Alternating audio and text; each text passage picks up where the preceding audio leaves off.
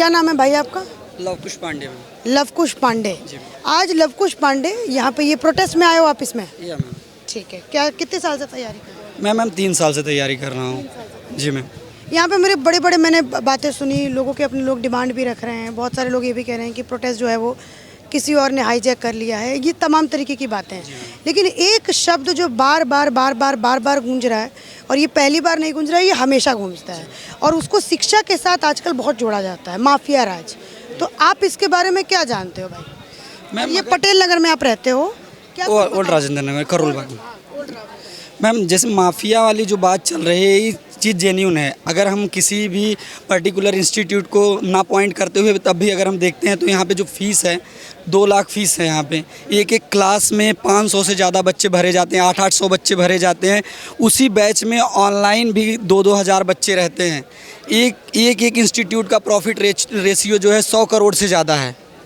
Turnover जो है monthly profit ratio 100 crore से ज़्यादा है। मंथली बिल्कुल मैम, मंथली का डेटा है 100 करोड़ से ज़्यादा। उसके बाद भी यहाँ पे अगर हम सेफ्टी नॉर्म्स की बात करें, हर चीज़ की बात करें, बेसमेंट में मतलब किसी भी तरीके इस माफिया राज में कौन कौन मतलब है मिला हुआ? कौन कौन मिला हुआ? पूरा नेक्सस का मतलब अगर हम समझे ना मैम, ऊपर से नीचे तक पूरी चैन बनी हुई है। इसमें एमसीडी भी इन्वॉल्व है, इंस्टीट्यूट भी है, सब पूरा प्रशासन इसमें है। क्योंकि अगर मैम यहाँ पे अगर हमें देखें कि अगर इंस्टीट्यूट की सिर्फ जिम्मेदारी होती तो बेसमेंट में अगर हम परमिशन दे रहे हैं, क्लास कैसे क्लियरेंस हुआ, सिक्योरिटी क्लियरेंस कैसे हुआ? बेसमेंट में आप क्लास चला रहे हो, बेसमेंट में आप लाइब्रेरी खोल रहे हो, कैसे? एमसीडी का इन्वॉल्वमेंट है। अगर यहाँ पे चीज़ें आप देखेंगे, एक एग्जांपल, एमसीडी की सत्ता चेंज होने के बाद भी उसमें कोई फर्क नहीं पड़ा। जैसे पहले बीजेपी थी कई सालों तक, अब आम आदमी पार्टी आ गई है। ठीक, उन्होंने कहा था कि एमसीडी को हम बेहतर बनाएंगे, तो क्या बेहतर के राज पे एमसीडी काम कर रही है? नहीं, बिल्कुल मैम। आप अगर देखेंगे 2 साल से यहाँ पे नाली का सफाई नहीं हुआ है। ये जो मौत हुई है बच्चों की, जो स्टूडेंट की हुई है, ये पहला रीज़न बेसमेंट नहीं है, पहला रीज़न है एमसीडी ने अपनी रिस्पॉन्सिबिलिटी नहीं संभाली, नाली साफ़ नहीं की, इसलिए 10 मिनट बारिश होती है तो यहाँ बाढ़ आ जाती है। अगर यही बाढ़ नहीं आती तो आज कुछ नहीं होता, आज ये प्रोटेस्ट नहीं होता। जिम्मेदारी किसकी है? इंस्टीट्यूट की। चलो इंस्टीट्यूट ने गलती किया, कैसे किया? आप उनको बढ़ावा दे रहे हो, आप चीज़ों को पास कर रहे हो, क्यों कर रहे हो भाई? आप ये भी सरकार मान लीजिए कदम उठा रही, लेकिन नीचे से जो चीज़ें हो रही हैं, एमसीडी को आज यहाँ पता चल जाता है, एक कोई भी टपरी लग जाए तो उस पर चार्जेस ले लेते हैं, 500, 1000, 10,000 महीने का ले लेते हैं। क्या उन्हें ये नहीं पता है कि 10 मिनट अगर बारिश हो रही है दिल्ली में तो बाढ़ आ जा रही है? और क्या उन्हें ये नहीं पता है कि यहाँ बेसमेंट में क्लास चल रही है, बेसमेंट में लाइब्रेरीज़ हैं? क्या नहीं पता? उन्हें पता है। लेकिन सबसे बड़ी रिस्पॉन्सिबिलिटी है, ये 2 साल से जो चीज़ें चल रही हैं, यहाँ 10 मिनट में अगर बारिश होने 2 साल है, जैसे आपको यहाँ पे रहते 2 साल हुआ है, 3 साल हो गया मैम। 3 साल हो गया, तो क्या 3 साल से ऐसा ही हाल है यहाँ पे? बिल्कुल मैम, यहाँ पे अगर 10 मिनट भी बारिश होती है सेम प्रॉब्लम होती है। हालांकि अगर हम देखें कि अगर आप इंसिडेंट की बात करें तो अभी जस्ट इंसिडेंट 2 साल पहले एक इंसिडेंट हुआ था, बट उतना लार्जली इम्पैक्ट नहीं किया था। इंसिडेंट हुआ था? सेम चीज़ें हुई थी मैम कि पूरा दिल्ली में अभी पिछले साल भी पूरा पानी की वजह से हर चीज़, इलेक्ट्रिसिटी, पानी, हर चीज़ बंद हो जाता है। स्टूडेंट को प्रॉब्लम होती है, हमें पानी के लिए। बच्चे की जान भी गई थी मैम। ओवरऑल डेटा नहीं मिल पाया था, बट न्यूज़ बहुत सारे फैले हुए थे उस समय। बट हालांकि अगर 3-4 दिन पहले की आप बात करें तो पटेल नगर में जो डेथ हुई है, इलेक्ट्रिसिटी गेट पे आ गई। कैसे आ गई? उसकी जिम्मेदारी किसकी है? पानी हर जगह भर जा रहा है, 10 मिनट की बारिश में अगर कहीं पानी भर जा रहा है तो उसकी किसकी रिस्पॉन्सिबिलिटी है? तो माफिया में आपने कहा कि एमसीडी, बिल्कुल मैम, इंस्टीट्यूट वाले, जो इंस्टीट्यूट के मालिक हैं वो, बिल्कुल मैम। और क्या उन्हें नहीं पता सिस्टम? बिल्कुल, क्या इंस्टीट्यूट को नहीं पता है कि ये चीज़ें हम गलत कर रहे हैं? आज देखेंगे बड़े बड़े जो इंस्टीट्यूट के, हम एक नहीं हज़ारों एग्जांपल आपको मैं दे दूं। आज स्टूडेंट यहाँ पे आता है, ऐसे ऐसे फेमस टीचर हैं जिनकी रील्स देख करके अगर स्टूडेंट कंबल में सोया है तो सुबह उठ के माँ बाप से कहता है मुझे IAS बनना है, दिल्ली जाना है। दिल्ली आने के बाद उसे यहाँ पता चलता है कि उस टीचर का तो कोई वो तो पढ़ाता ही नहीं है। जिसका चेहरा देख के यहाँ स्टूडेंट आते वही खुद नहीं पढ़ाता है। स्टूडेंट यहाँ आके परेशान हो जाते, फिर देखते हैं कि हम इतनी फीस दे दी, हम फंस गए। फीस देने आपका इशारा जिन 2 अध्यापकों के ऊपर है, अवध जी, मतलब अवध जी हो गए, जैसे 2 के। हाँ, बिल्कुल मैम, 2 ठीक है। मैं बिल्कुल बोलना चाहूँगा, तो क्या ये दोनों क्लास नहीं देते? बिल्कुल मैम, मैं बोलना चाहूँगा कि 80% बच्चे अगर दृष्टि IAS में एडमिशन लेते हैं तो सिर्फ दिव्यकीर्ति सर के फेस वैल्यू से लेते हैं, और उनको ये नहीं पता होता कि दिव्यकीर्ति सर सब्जेक्ट एक ही पढ़ाते हैं, वो एक ही पढ़ाते हैं। लेकिन जब यहाँ बच्चा आता है तब उसे फीस देने के बाद पता चलता है वो दिव्यकीर्ति सर को देखने के लिए लाइन में लगना पड़ेगा। ये तो सेलिब्रिटी हैं, यहाँ मूवी शूटिंग हो रही है। सर को अभी किसी मीटिंग में जाना हो, बड़े लोगों से मिलना हो, हर जगह पहुँच जाएंगे, पॉडकास्ट पे पहुँच जाएंगे, बड़े बड़े ज्ञान देंगे, इथिकल बातें करेंगे, मोरालिटी की बातें करेंगे। कुछ नहीं होगा तो तजुर्बा होगा, आइए फीस दीजिए, और कुछ नहीं। यहाँ पे आप सोच लीजिए कि उनका एक और प्रोग्राम चलता है, जो बच्चे प्रीलिम्स क्वालिफाइड कर जाएंगे उन्हें वो असिस्टेंट देंगे। क्या जो फेल हो रहे हैं उन्हें असिस्टेंट देने का उनकी जिम्मेदारी नहीं है? फीस ले रहे हैं, उन्हें भूल जा रहे हो आप लोग? इतने पैसे लेने के बाद उनकी कौन जिम्मेदारी लेगा? आप एक कोई ऐसा नहीं प्रोग्राम स्टार्ट कर सकते कि हाँ जो फेल हो रहे हैं उनके लिए हम फ्री प्रोग्राम स्टार्ट करें, आए प्रीलिम्स में ज्वाइन करें, उनको हम बूस्ट करेंगे, उनका क्लियर होगा। लेकिन आप जो पास कर रहे हैं, जो ऑलरेडी इतनी मेहनत कर रहा है, उसे आप 3 महीने के बाद मतलब वो करके इन्फ्लुएंस करके आप कह रहे हैं नहीं हमने कराया है। सबसे कड़वा सच जो है, जो गाँव से ये वीडियो देख रहे हैं, क्योंकि ये दूसरा इंसिडेंट, मैं ये बच्चों की मौत का मैं दूसरा इंसिडेंट ये कवर कर रही हूँ, तो सबसे जो कड़वा सच है, यूपीएससी की प्रिपरेशन करने जो अपने गांव से, कोई जम्मू से उठ के, कोई बिहार से, कोई यूपी से, कोई दूर दराज, कोई गुजरात से, कहीं कहीं से 28 के 28 29 स्टेट से यहाँ पे लोग पढ़ने के लिए आते हैं।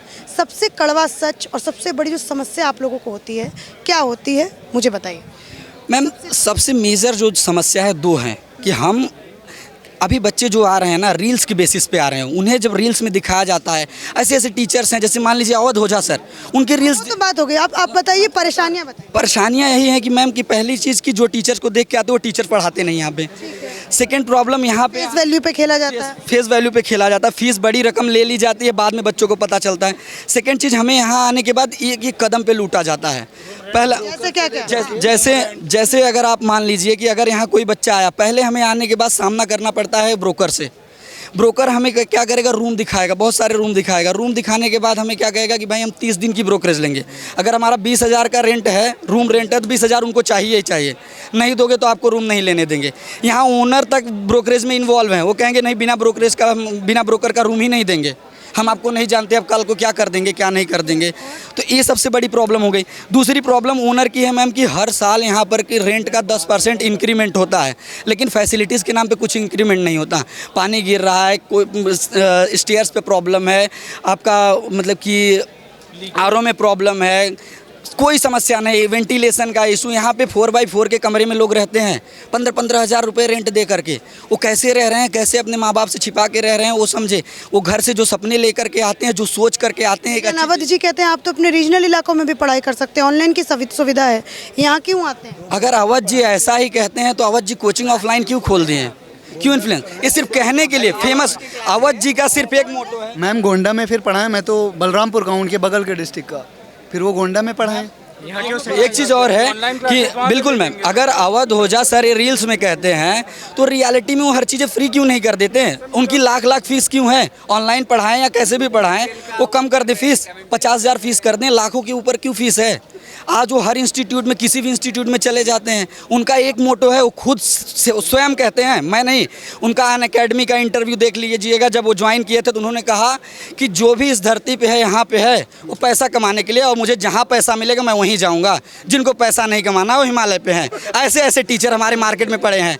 ऐसे टीचर को हम पैसा तो देखो सब कमाना चाहते हैं, लेकिन मॉरल वैल्यूज़ भी होनी चाहिए। हाँ, उनकी मोरल वैल्यू नहीं है, वो कहीं भी जा सकते हैं, कुछ भी कह सकते हैं। अपनी क्लास में वो सबसे ज़्यादा करके सेक्सुअल एक्टिविटी की बात करते हैं, कहेंगे कि हम ये चीज़ कर देंगे, ऐसे कर देंगे, शांति है। पढ़ाई से ज़्यादा वो बकचोदियाँ करते हैं मैम, रियलिटी है। हमने उनकी क्लास ऑफलाइन नहीं देखी, लेकिन ऑनलाइन देखी है। उनके अभी भी नए बैच के एक क्लास पढ़ी है 1.5 घंटे की, 1.5 घंटे में उन्होंने 20 मिनट सिर्फ पढ़ाया है, बाकी ज्ञान दिया है। कि हम गए थे यहाँ इलेक्शन लड़ने, हमको उन्होंने ये दे दिया, हम गए तो वहाँ टिकट नहीं दिया, मायावती जी कहें आप यहाँ से लड़िए। एक टीचर का सम्मान होना चाहिए। ऐसे टीचर का सम्मान होगा तो अपमान किसका होना चाहिए? फिर आप यहाँ पे उनको देख के आए थे? बिल्कुल मैम, स्टार्टिंग में हमने सोचा था क्या टीचर है। उन्होंने एक लाइन कही थी मैम कि हमने जब तैयारी शुरू की तो हमारे माँ बाप बिल्कुल सपोर्ट नहीं कर रहे थे, लेकिन अगर कोई यूपीएससी की तैयारी करता है तो कभी फेल नहीं होता। और एक चीज़ उन्होंने कहा था कि मैं एक्सीडेंटल टीचर हूँ, मुझे टीचर मत समझना, मैं ठेकेदार बन के उसके मुझे अच्छा नहीं, मैं एक्सीडेंटल टीचर हूँ, मुझे टीचर मत समझना। और मैं यहाँ पे ये तो मैं वैसे ही पढ़ाने लगा, पढ़ाते पढ़ाते मज़ा आ रहा है, बच्चों के साथ मज़ा ले रहे हैं। मतलब पढ़ाना उनको मोटो नहीं, उनको मज़ा आ रहा है इसलिए पढ़ा रहे हैं। कुछ भी बोल रहे हैं, कुछ भी कर रहे हैं। उनकी एक क्लास 3 घंटे की होती है, 3 घंटे में 20 मिनट पढ़ाते हैं, बाकी क्या करते हैं? धर्मेंद्र पांडे, लखनऊ से। बलरामपुर। देख रहे हैं क्या क्या हो रहा है यहाँ पे, वापस जाइए लखनऊ, यहीं रहिए। नहीं मैम, मैं ये सब देख करके फिर दिल्ली आया था, लेकिन अब फिर से दोबारा जाना पड़ेगा। और यूपीएससी का सपना? यूपीएससी का सपना हो तो खुद ही से पूरा करना पड़ेगा। वो तो यहाँ पे ये लोग कभी कुछ किसी का नहीं करवा पाए हैं। अगर ऐसा होता, अगर आप सक्सेस रेशियो देखो आप यूपीएससी का, जितने फ़ोटोज़ ये यहाँ पे लगाए हैं, अगर जिस दिन ये मतलब जो सक्सेस नहीं हुआ उनका अगर 10% भी लगा देंगे, ORN में लड़के नहीं होंगे यहाँ पे, ये मेरी गारंटी है। एक्चुअली वे कोचिंग से पढ़ते भी नहीं है, फिर भी वे कोचिंग वाले उनको ये मैंने उसमें 12th फेल में भी देखा था कि पैसे दे करके इंस्टीट्यूट जो है वो सही है। ये सुप्रीम कोर्ट ने भी शायद ऐसा कुछ आया था एडमिनिस्ट्रेटिव कि आप ये चीज़ नहीं कर सकते हैं कि आप मतलब बढ़ा के अपना लगा रहे हो, और कुछ कोचिंग्स पे फाइन भी लगी थी। एग्जाम्पल है, जब सत्यम गांधी का सिलेक्शन हुआ था रैंक 10th, उन्होंने स्वयं मना किया। सुब्रा रंजन मैम ने ऑफ़र किया कि आप आके मेरे प्लेटफॉर्म पे बोलो कि आप यहाँ से पढ़े हो, उन्होंने डायरेक्ट मना किया। ये आप किसी भी वेबसाइट पे कहीं से भी डेटा उठा के देख सकते हैं। और सबसे अगर यहाँ पे देखा जाए राजनीति में और पढ़ाई में, पढ़ाई को राजनीतिक बनाने में सिर्फ सुब्रा रंजन का ज़्यादा हाथ है। उनकी क्लास मैं स्वयं क्लास उनकी लिया हूँ मैम। उनकी क्लास में 800 बच्चे होते हैं, एग्ज़िट एक है, मिनिमम 800 बच्चे होते हैं, एग्ज़िट एक है। अगर गलती से कुछ हो गया तो वहाँ से कोई नहीं निकल पाएगा। और दूसरी पॉइंट ये है कि हर कदम पे पैसा चार्ज किया जाता है। यहाँ पे किसी भी ऑप्शनल बैच की या किसी भी इंस्टीट्यूट बैच की 30 से 40 हज़ार फीस है, उनकी 65। आप लोगों का सबसे ज़्यादा गुस्सा किसके प्रति है? सबसे ज़्यादा सिस्टम के प्रति मैम, खास करके यहाँ पे जो रेंटल लॉ है जो वे लागू नहीं कर रहे हैं, अपने मन का किराया बढ़ाते हैं, घटाते हैं। अगर कोई बच्चा BMW लेके नीचे खड़ा हो गया ना, जो रूम 10,000 का है वो तुरंत 20,000 का हो जाएगा। और ये जो ब्रोकरेज का भी हाट है, अपने मन का। मैम पहले तो 15 दिन की किराया दो, फिर 20 दिन की किराया दो। अब मैं सुन रहा हूँ कि 1 महीने के भी किराए ले रहे हैं कुछ कुछ जगह पे। सबसे ज़्यादा किसको जिम्मेदार? मैम इसमें सबसे ज़्यादा टेनेंस खफा किससे है, नाराज़ किससे? जो अभी यहाँ पे अभी तो इस टाइम पे सबसे ज़्यादा एडमिनिस्ट्रेशन से, चाहे कोचिंग के हो या MCD का हो। मैम यहाँ पे हर कोचिंग में यहाँ 90% लाइब्रेरीज अगर आप चली जाएंगी वो सारी बेसमेंट में है और सबके पास एक ही एक दरवाज़ा है, बायोमेट्रिक को भी। लेकिन विकास जी कहते हैं कि बेसमेंट में क्या दिक्कत है? वो तो पालिका बाजार भी बेसमेंट में है, दिल्ली के मॉल जो है वो भी बेसमेंट में है, दिल्ली मेट्रो भी पालिका बाजार में जो लोग दुकान लगाते हैं वो विकास दिव्यकीर्ति नहीं है। ये भी उनको पता होना चाहिए मैम कि पालिका बाजार में जो दुकान लगाता है वो विकास दिव्यकीर्ति की तरह नहीं है 1000 करोड़ का मालिक। अपना घर भी बेसमेंट में बना ले। वो कहा नहीं, वो तो खुद पूरा मेट्रो लेके बैठे हैं। बेसमेंट में वहाँ पे दृष्टि IAS का बोर्ड भी लगा। हाँ, दृष्टि IAS का बोर्ड लगा हुआ है वहाँ पे। और इनकी क्लास खुद की 90 लेक्चर 80 लेक्चर तो एथिक्स की होती है। सबकी कोचिंग 18 महीने में ख़त्म होती है, इनकी 24 महीने ख़त्म होती है। और ये दोनों कह रहे हैं कि सबसे ज़्यादा जिम्मेदार हम ही दोनों को क्यों बोला जा रहा है? क्योंकि सारे मतलब जो सबसे ज़्यादा फेमस यही, जब से फेमस होना गुनाह हो गया। जब नहीं, हम ये कहाँ कह रहे हैं, कोविड-19 जब से आया है, जब से ऑनलाइन क्लासेस स्टार्ट हुई हैं, तब से सबसे ज़्यादा मतलब ऑनलाइन के थ्रू ही सिर्फ 2 ही 3 टीचर उसमें बढ़े हैं। उनसे ज़्यादा विद्वान लोग यहाँ पे दिल्ली में हैं अभी भी, लेकिन वो उनका कोई इस तरीके से प्रमोशन नहीं हो रहा है और होना भी नहीं चाहिए। कोविड के बाद से यहाँ पे बच्चे बढ़े हैं।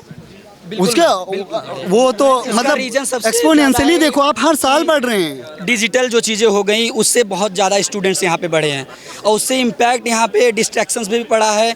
बच्चों के यहाँ पे इंस्टीट्यूट पे भी पड़ा है, बहुत सारे ऐसे नए नए इंस्टीट्यूट खुल गए।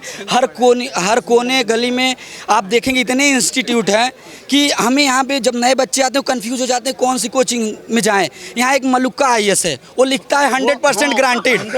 आप मुझे बताइए, शांत रहिए, एक मिनट आप मुझे बताइए, मेरा ये सवाल है उन एस्पिरेंट से, उन माँ बाप से कि क्या कोई ये हमें लिख के दे सकता है कि मैं क्लियर कर दूंगा UPSC? 100% गारंटी के साथ लिख करके आप बच्चों को लूट रहे हैं, झूठी उम्मीदें दिखा रहे हैं। और उनका एक चीज़ और है कि वो लिखते हैं, फिर उसको मतलब कि अब्रीज कैसे कर रहे हैं बच्चों, उसको एक्सप्लेन करते हैं कि हमारा एक टेस्ट था, आपने नहीं दिया, ये दिए होते तो हो गया होता, आपने नहीं फॉलो किया हमें। आप लिख क्यों रहे? यहीं पे है मैम वो इंस्टीट्यूट, आप अगर फोकस करेंगे तो उस पर लिखा है 100% क्रिलिंग। दिखाएंगे आप कितनी दूर है? बिल्कुल यहीं पे जस्ट मैम, मैं बिल्कुल दिखा दूंगा मैम।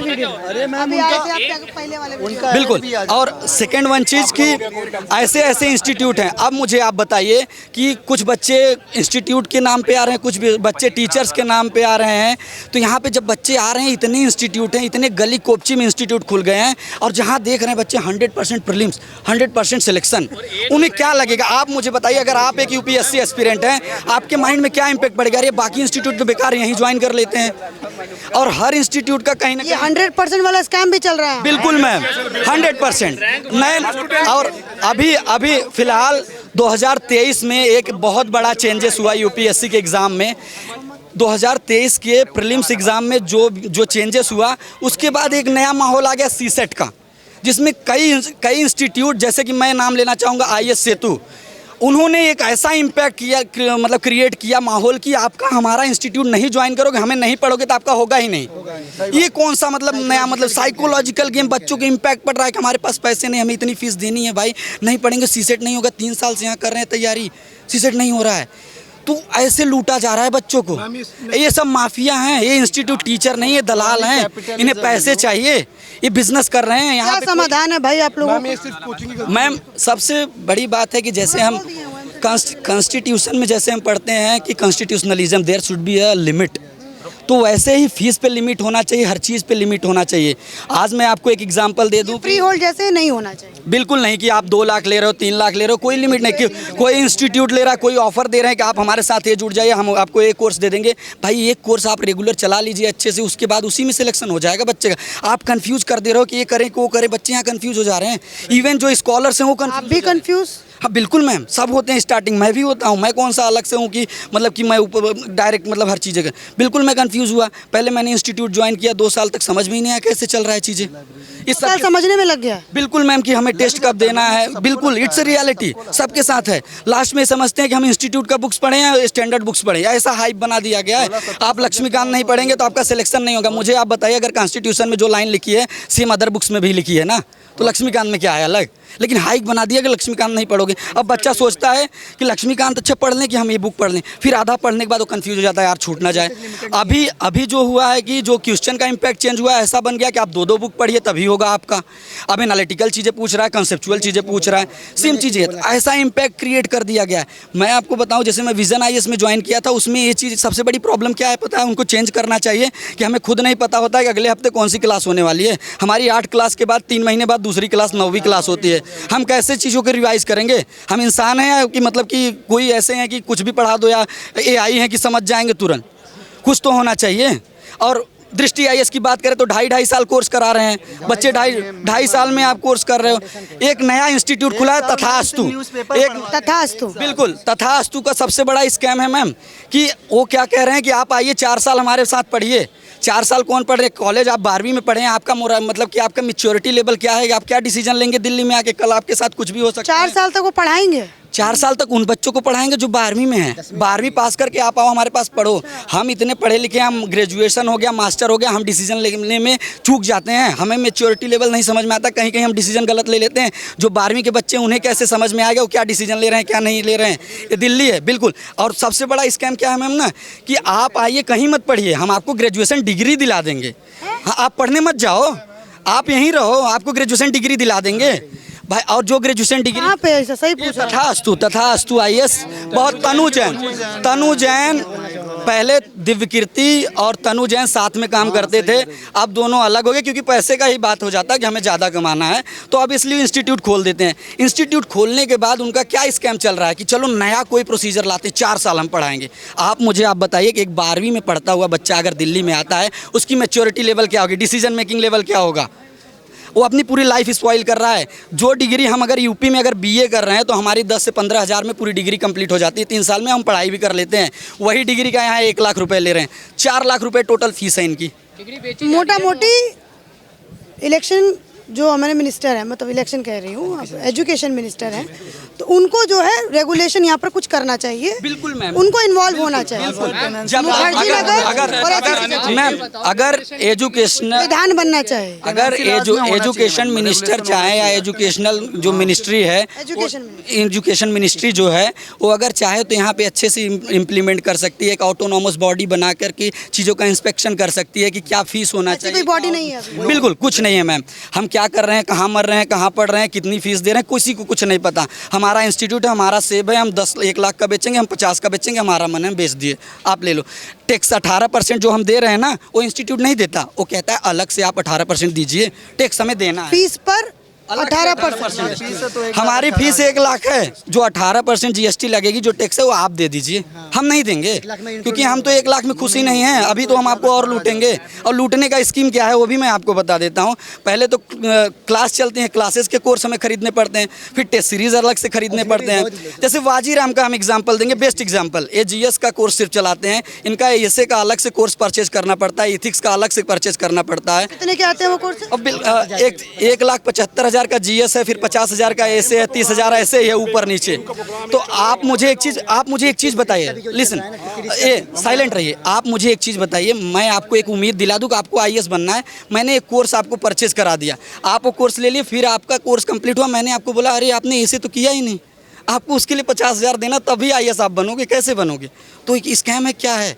बहुत बढ़िया से रिसर्च की हो यार तुम, बिल्कुल इसको माफिया क्यों, मतलब तुमने इतना एक एक चीज़। आप मुझे बिल्कुल मैम, एक्चुअली मैम कि मैं सबसे पहले यही चीज़ कर रहा था कि यहाँ चल क्या रहा है। 2 साल तुमने समझने में लगा। बिल्कुल, सबको मैम लगता है, लेकिन मैं समझ गया, लोग समझ नहीं पाते हैं। 5-5, 6-6 साल बीत जाते हैं, यहाँ पे ऐसे ही रहते हैं बच्चे, नहीं समझ पाते। सबसे बड़ा प्रॉब्लम यहाँ पे है। और फिर उन्हें 3 साल बाद भी लगता है कि अरे यार एक बार मुझे ज्वाइन कर लेना चाहिए फिर से इंस्टीट्यूट। ये भी एक स्कैम है। अब इंस्टीट्यूट एक और ऑफर देते हैं कि अच्छा आप मेरे पुराने इंस्टीट्यूट हैं तो आपको मैं 25% डिस्काउंट देता हूँ, आके आप फिर से कोर्स खरीद लीजिए। ये कौन सा स्कैम है? स्कैम। तो ये बात अभी कितना समय हो गया? भंडार है मैम, अगर हम खोलना चाहें तो पूरा रात बीत जाएगा। लेकिन फिर भी भीड़ कम नहीं होती यहाँ पे। बिल्कुल मैम, भीड़ इसलिए नहीं कम होती मैम कि जो हाइक बना दिया गया, जैसे मैंने आपको एग्जांपल दिया कि सीसेट के लिए इतने बच्चे परेशान हो गए, IAS सेतु ही ज्वाइन करना, नहीं तो हमारा सीसेट होगा ही नहीं। आपको एक एग्जाम्पल गाँव का बताएंगे जो जौनपुर में है, वहाँ पे माधोपट्टी में, वहाँ पे 50 से ज़्यादा IAS ऑफिसर बने जो कि बिना कोचिंग के बने हैं। एक ही गाँव है, 75 घर है वहाँ पे। वो जब बिना कोचिंग के बन सकते तो हम क्यों नहीं बन सकते? ये मार्केट सिर्फ बिल्कुल। और बड़े बड़े टीचर्स का चेहरा देख करके वो झा सर, विकृति सर, वो यहाँ पे है ही नहीं, वो सो रहे हैं। इधर देखने वो सो क्यों रहे हैं? वो सो क्यों रहे हैं पता है आपको? क्योंकि उनको इससे ज़्यादा इम्पैक्ट पड़ेगा। यही एक एग्जांपल मैं बताऊंगा। आप जब हिंदी मीडियम का इम्पैक्ट पड़ा था कि हिंदी मीडियम का रेशियो कम हो गया था, तो दिव्य कीर्ति रोड पर आ गए थे, हर जगह कोर्ट में, हर जगह कुत्ते की तरह दौड़े थे, कुत्ते की तरह बिल्कुल। कि नहीं, मैं सही बोल रहा हूँ, पसीना से मैं स्टूडेंट के लिए लड़ूंगा, मैं स्टूडेंट के लिए लड़ूंगा, मेरे स्टूडेंट है। अगर एक टीचर को गुरु हम तब तक मान सकते हैं जो हमारे समस्या में हमारे साथ खड़ा रहे। आज उनके यहाँ पे इंस्टीट्यूट है, क्लास है, उनकी भी बेसमेंट में चल रही है क्लास। आज वो टीचर नहीं दिख रहा, वो गुरु कैसे हम मान लें? गुरु तो होता है जो स्टूडेंट के सर पे हाथ रखता है कि बेटा आप मेहनत करो, हमें सफल होना है। जब उनको पता चला, उनकी दृष्टि IAS हिंदी मीडियम के बच्चों पे टिकी थी। जब उन्हें पता चला कि हमारा इंस्टीट्यूट गिर जाएगा, तब वो रोड पर आ गए, जब प्रोटेस्ट करने लगे। आज कहाँ है दिव्य कीर्ति? आज फिर उनको पता चला कि नहीं, इंग्लिश मीडियम में कमाई ज़्यादा है, फिर यहाँ इंस्टीट्यूट खोल दिए। इंग्लिश मीडियम पढ़ाई होती है? हाँ, अब यहाँ खोल दिए। जब उन्हें लग गया, जब उनको पता चला कि हिंदी मीडियम से कमाई नहीं हो रही है, तो इंग्लिश मीडियम का खोल दिए। फिर एक डायलॉग को बीच बीच में बोल देंगे कि कुछ नहीं होगा तो तजुर्बा होगा, आइए 3 लाख दीजिए, मजा करिए। एक बात और मैम, वो कहते हैं कि हम 2 लाख में आदमी बना रहे हैं। हम ये इतने कह रहे हैं, ये बेचारे कहीं जानवर बन के नहीं आए थे यहाँ पे।